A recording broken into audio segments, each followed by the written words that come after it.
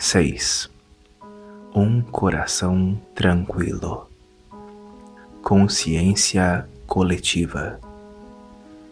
No Sermão da Montanha, Jesus disse: Bem-aventurados os pacificadores, pois serão chamados filhos de Deus. Para trabalharmos pela paz, precisamos ter um coração em paz. Mas muitos que trabalham pela paz não estão em paz.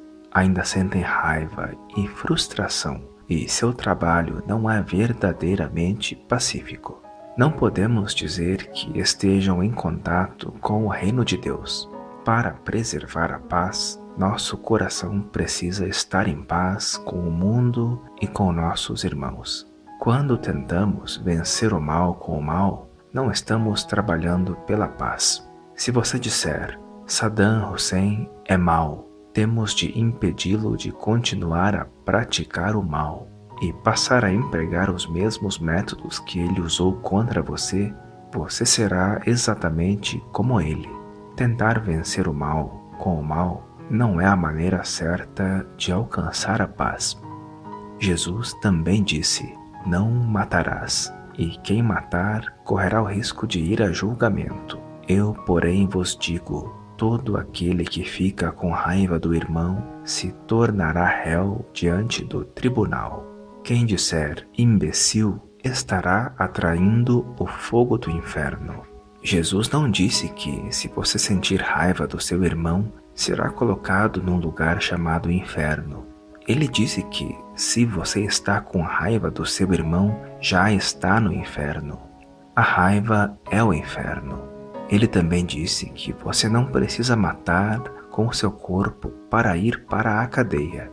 Se você matar na sua mente, já estará lá.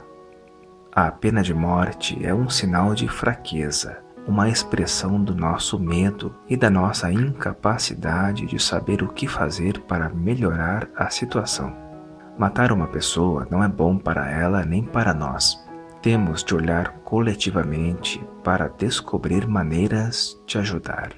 Nosso inimigo não é a outra pessoa, não importa o que ela tenha feito. Se nos examinarmos profundamente, poderemos ver que a ação dela foi uma manifestação da nossa consciência coletiva. Estamos cheios de violência, ódio e medo, e não há motivo para culparmos alguém que foi criado sem amor e compreensão. Educadores, legisladores, pais, jornalistas, produtores de filmes, economistas, artistas, pobres, ricos, todos precisamos discutir a situação para ver o que podemos fazer. A meditação pode ser útil. Ela não é uma droga destinada a nos distrair dos nossos verdadeiros problemas. Seu objetivo é nos tornar mais conscientes como indivíduos e como sociedade. Para sermos bem-sucedidos, nossa iluminação precisa ser coletiva. De que outra maneira podemos encerrar o ciclo da violência? Temos de contribuir, não importa de que maneira, para acabar com nossa própria violência. Examinando profundamente nossa mente e nossa vida, começaremos a perceber o que devemos e o que não devemos fazer para realizar uma verdadeira mudança. Um exame profundo. Com frequência, pensamos na paz como a ausência da guerra, achando que, se as grandes potências reduzissem seu arsenal de guerra, poderíamos ter paz. Mas, se examinarmos profundamente as armas, veremos nelas nossa própria mente, nossos preconceitos, temores e ignorância. Mesmo que transportássemos todas as bombas para a Lua, as raízes da guerra e das bombas ainda estariam presentes no nosso coração e na nossa mente, e mais cedo ou mais tarde fabricaríamos novas bombas. Trabalhar pela paz significa erradicar a guerra de nós mesmos e do coração dos homens e das mulheres. Preparar para a guerra dar a milhões de homens e mulheres a oportunidade de praticar a morte dia e noite em seus corações e plantar milhões de sementes de violência, raiva, frustração e medo que serão passadas adiante para as gerações futuras. Vocês ouviram o que foi dito, olho por olho e dente por dente. Eu, porém, lhes digo, não resistam ao mal. Pelo contrário, se alguém lhes der um tapa na face direita, ofereçam também a esquerda. E se alguém processá-los em juízo e tomar de vocês a túnica, deixem que leve também o manto. Este é o ensinamento de Jesus sobre a vingança. Se alguém lhe pedir alguma coisa, entregue-a a ele. Se ele quiser pedir algo emprestado, empreste-o a ele. Quantos de nós realmente agimos dessa maneira? Deve haver maneiras de resolver nossos conflitos sem mortes. Precisamos analisar esta ideia. Temos de encontrar formas de ajudar as pessoas a sair de situações difíceis, situações de conflito, sem precisar matar. Nossa sabedoria e experiência coletiva podem ser a tocha que ilumina nosso caminho, mostrando-nos o que fazer. Examinar em conjunto e em profundidade as questões é a principal tarefa de uma comunidade ou de uma igreja. A mais elevada forma de prece. Vocês ouviram o que foi dito. Ame seu próximo e odeie seu inimigo. Eu, porém, lhes digo, amem seus inimigos, abençoem aqueles que os amaldiçoam, façam o bem àqueles que os odeiam e orem por aqueles que rancorosamente os usam e os perseguem. Assim vocês se tornarão filhos do Pai que está no céu, porque Ele faz o sol nascer sobre os maus e os bons, e a chuva cair sobre os justos e os injustos. Muitas pessoas rezam a Deus porque querem que Ele satisfaça algumas de suas necessidades. Se elas querem fazer um piquenique, pedem a Deus que lhes dê um dia claro e ensolarado. Ao mesmo tempo, os agricultores poderão estar rezando para pedir chuva. Se o tempo ficar bom, as pessoas que querem fazer o piquenique dirão: Deus está do nosso lado, Ele atendeu às nossas preces. Mas se chove, os fazendeiros dirão que Deus ouviu as preces deles.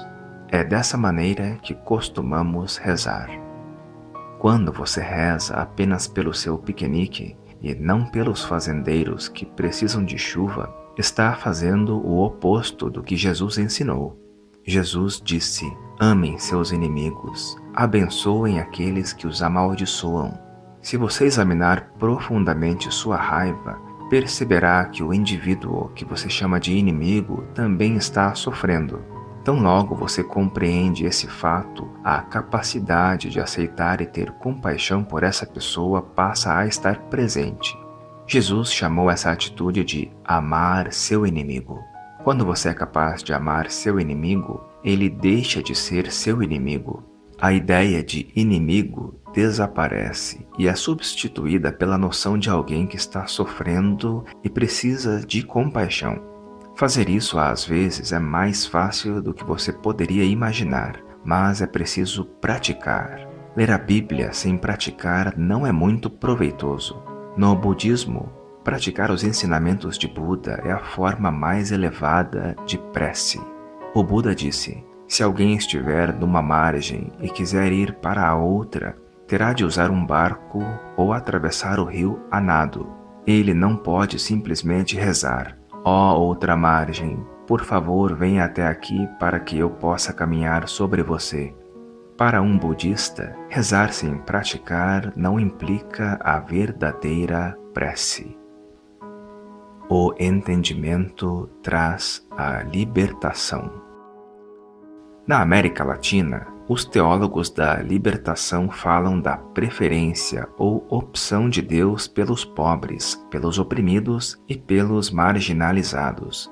Mas não acho que Deus queira que tomemos partido, mesmo que seja o dos pobres. Os ricos também sofrem, em muitos casos mais do que os pobres.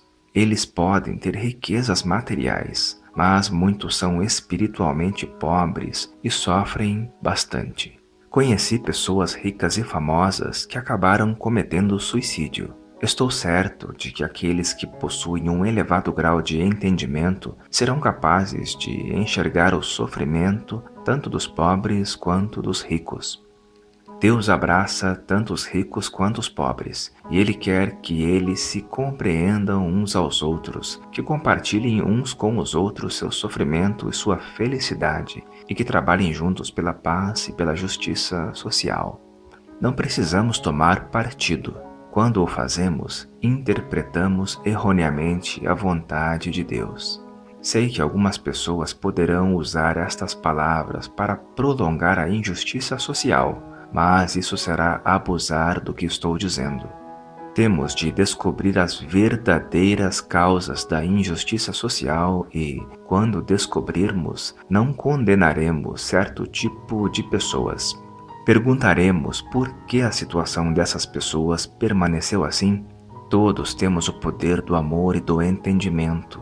Estas são nossas melhores armas. Qualquer resposta dualista ou qualquer reação motivada pela raiva só tornará pior a situação. Quando nos acostumamos a examinar as questões em profundidade, temos o insight do que devemos e não devemos fazer para que a situação mude. Tudo depende da nossa maneira de ver as coisas. A existência do sofrimento é a primeira nobre verdade ensinada pelo Buda, e as causas do sofrimento são a segunda. Quando examinamos profundamente a primeira verdade, descobrimos a segunda. Depois de enxergarmos a segunda verdade, veremos a seguinte, que é o caminho da libertação. Tudo depende de compreendermos toda a situação.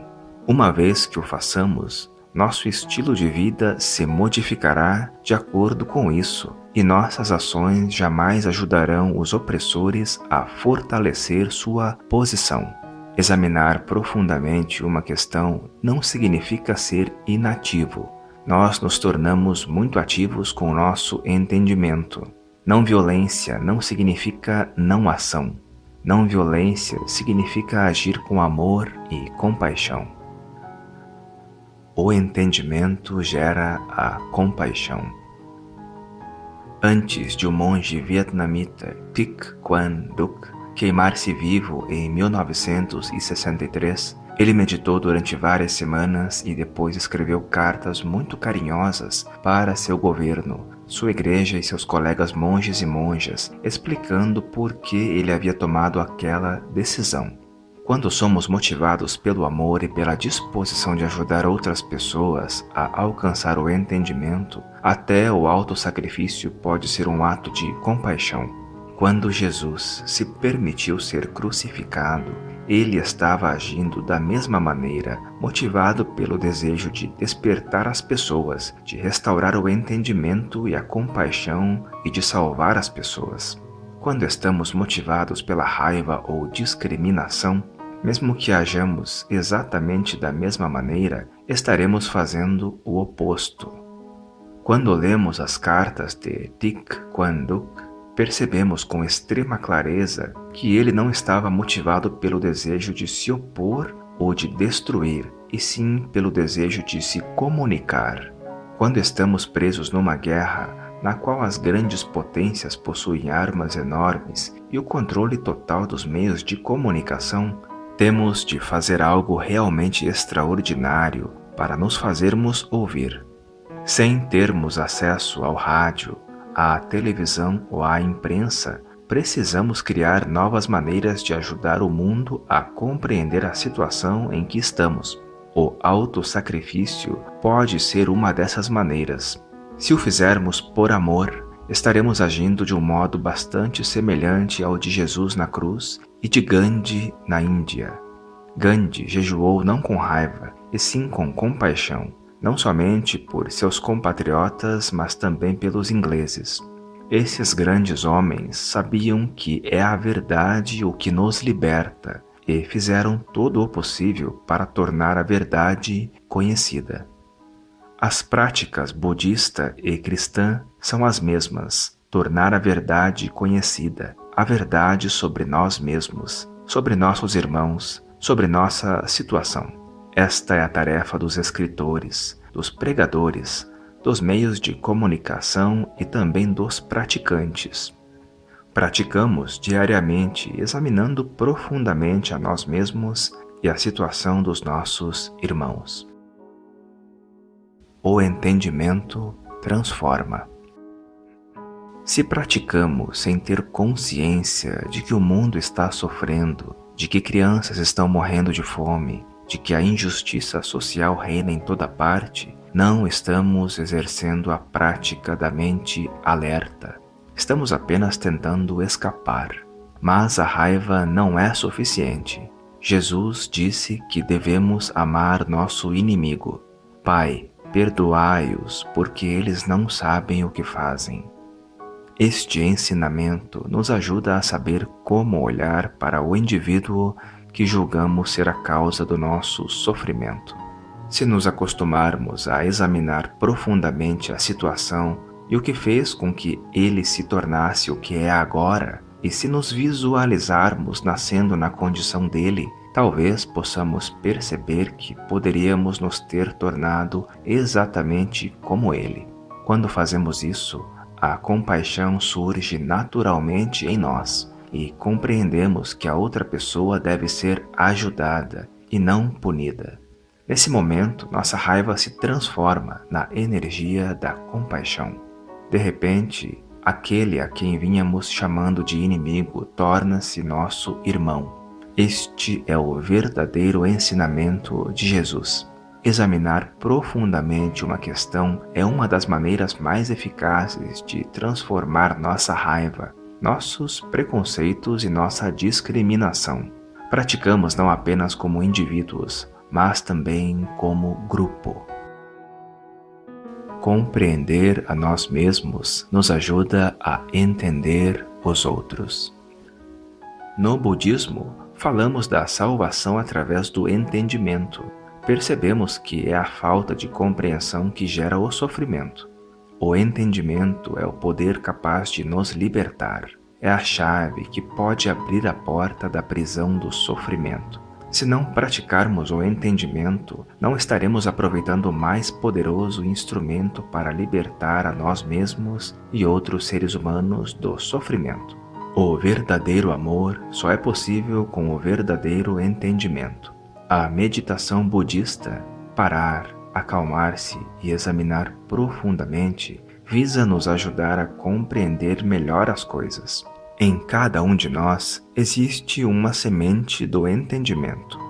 Essa semente é Deus, ela também é o Buda. Se você duvidar da existência dessa semente, estará duvidando de Deus e de Buda.